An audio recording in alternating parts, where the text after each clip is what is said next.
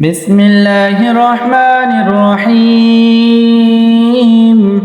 تبارك الذي بيده الملك وهو على كل شيء قدير الذي خلق الموت والحياة ليبلوكم أيكم أحسن عملا وهو العزيز الغفور الذي خلق 7 سماوات طباقا ما ترى في خلق الرحمن من تفاؤت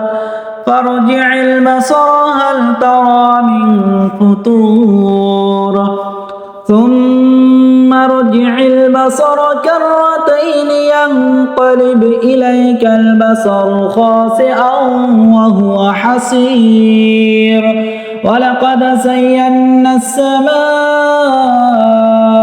الدنيا بمصابيح وجعلناها رجوما للشياطين وأعتدنا لهم عذاب السعير وللذين كفروا بربهم عذاب جهنم وبئس المصير إذا ألقوا فيها سمعوا لها شهيقا وهي تفور تكاد تميز من الغيظ كلما ألقي فيها فوج سألهم خزنتها ألم يأتكم نذير قالوا بلى قد جاءنا نذير فكذبنا وقلنا ما نزل الله من شيء إن أنتم إلا في ضلال كبير وقالوا لو كنا نسمع أو نعقل ما كنا في أصحاب السعير فاعترفوا بذنبهم فسحقا لأصحاب السعير إن الذين يخشون ربهم بالغيب لهم مغفرة وأجر كبير وأسروا قولكم أو اجهروا به إنه عليم بذات الصدور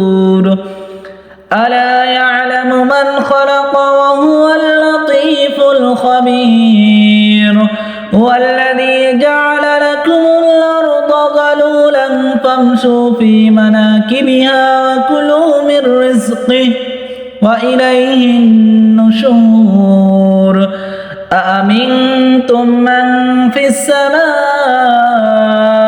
أن يخسف بكم الأرض فإذا هي تمور أم أمنتم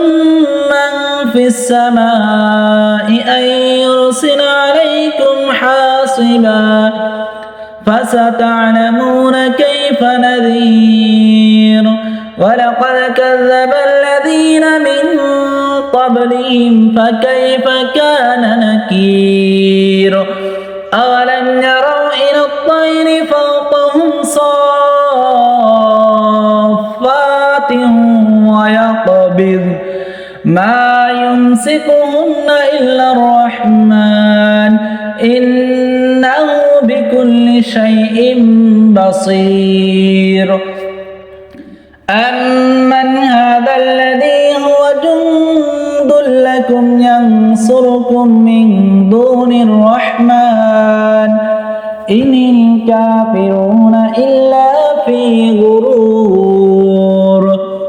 أمن هذا الذي يرزقكم إن أمسك رزقه بل لجوا في عتو ونفور أفمن يمشي مكبا على وجهه أهدى أمن يمشي سويا على صراط